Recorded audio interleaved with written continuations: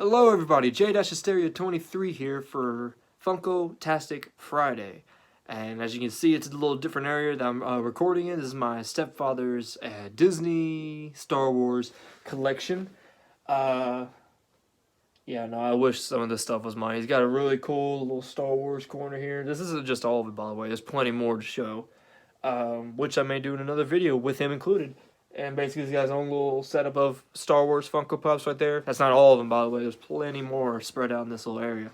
But, yeah, no, basically decided to record here for the funkiest day of the year, September 21st. If you don't understand why that one day is so funky, you should take a listen to some of Earth, Wind, and Fire's songs. Because there's one where they talk about why it's the funkiest day and why you should always remember the 21st night of September.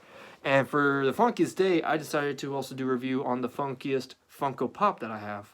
I can't really get to him yet because he's a special surprise, even though the shirt's kind of giving away who it is right now. I'm going to talk about the story that introduces him first. Basically, the story goes like this. It's about a boy named Max Goof. He's an everyday kind of kid. He goes to school, has a crush on a girl named Roxanne, has friends, he loves to skate, and he's a little clumsy here and there. But there's one thing that really makes Max stick out from the rest of the crowd, and it's that his dad's goofy. I don't mean clumsy or silly or quirky goofy. I mean literally goofy. His dad is the Goofy, one of the biggest Disney characters to know, like Donald Duck or Mickey Mouse, who he's also really good friends with. And basically the story goes like this. Max is trying to impress Roxanne to convince her that she should date him. And she says, "How are you going to do that?" And he says, "Well, I know Powerline really well because she's a huge fan of Powerline, mind you." And she doesn't believe him, of course, but he's like, "All right, tell you what, he'll make an appearance today at a conference that the principal will be holding."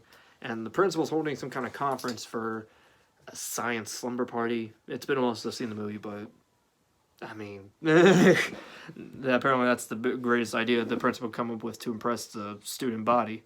And in the middle of his speech, Max and his friends take over, and Max comes out, and he's basically performing as Powerline, trying to prove to Roxanne that he knows her. So he's running around up there, he's doing really good, he's dancing, he's nailing every point, he's lip-syncing really good. And then at some point, the principal comes in and wrecks his performance, and it gets revealed that it was Max the whole time. And so everybody's like, "Oh my gosh, Max Goof, how silly."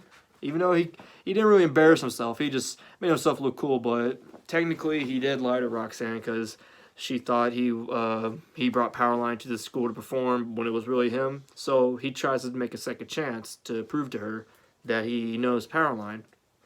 And she's like, "Well, good luck to you." And he basically tries to plan it out because his next concert is coming up soon, and Max wants to get to it. But he doesn't know how he's going to get to it. He doesn't know what he's going to do in order to get there and prove to Roxanne that he's not lying to her. So, as it would all behold, Goofy comes around and says, "Hey, you know what? We're taking a little road trip. We're going to bond." And he's like, "Perfect. I can try and talk my dad into taking me to the Powerline concert." But Goofy's not having it. He wants to actually spend time with his son and bond with him, so he's already got a different destination set up to go with. And so along the way, they go into many hilarious antics.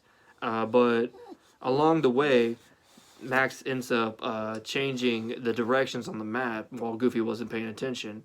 And he ends up taking him to a different destination completely without Goofy noticing. And along the way, they end up going to like this weird like possum-themed entertainment center. They fall down a waterfall, which was pretty fun and life-threatening. And they also run into Bigfoot. Yeah, Bigfoot. Somehow along the way they run into Bigfoot. And not too long after, Goofy finds out Max was lying to him and he was tricking him into taking him to the Powerline concert. And of course, that caused a little bit of drama and spacing between Max and Goofy. But in the end, they end up making their way to the Powerline concert.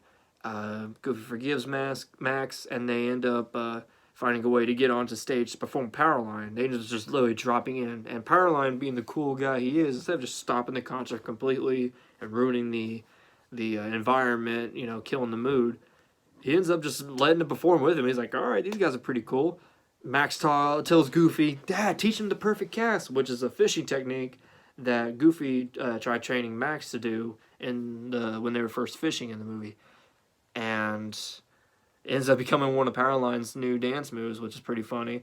But yeah, so while they're up there performing and whatnot and enjoying the time with Powerline, Roxanne's back home watching TV and she sees Powerline, Max, and Goofy all performing together. She was just like, wow, he wasn't lying to me. Thank goodness. I'm glad I can be able to date him now. And in case y'all haven't seen it yet, it's called A Goofy Movie. Came out in 1995. It's a really classic Disney film. Nothing too crazy. But enough about the movie itself. Let's talk about the main attraction of the movie, Mr. Powerline. Oh yeah. Oh man, I love this pop so much. He's just so cool. They got the hair, they got the costume that he wore to the performance. I'm gonna set it here real quick for Yoda to hold on to. There we go. But yeah, no, this is I love having this pop. It's a Hot Topic exclusive, so if you do feel like wanting him as much as I loved wanting him, you can find him at Hot Topic. I'm not sure how much they have anymore, so you better be quick. Yeah, there's not much to go on about. One of the biggest arguments that came out of a Goofy movie, though, about Powerline specifically, was who voiced him. Was it Michael Jackson, the King of Pop, or was it Prince? And back and forth, people went over the years. Now, granted, people did the research and find out it was somebody completely different.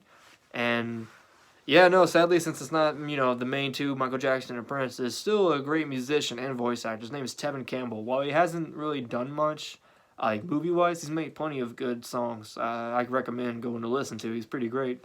But yeah, that's about it for Powerline. Thank y'all again for joining me this Funko-tastic Friday. Hope y'all enjoyed it. If you have any recommendations, please leave them down in the comments below. And also, leave a like. Come on, help me out. It's a Funko-tastic, man. You gotta love it. And then also subscribe. I mean, hey, more videos to watch. This is just one of many. And there's more to come. Thanks again. We'll see y'all next time.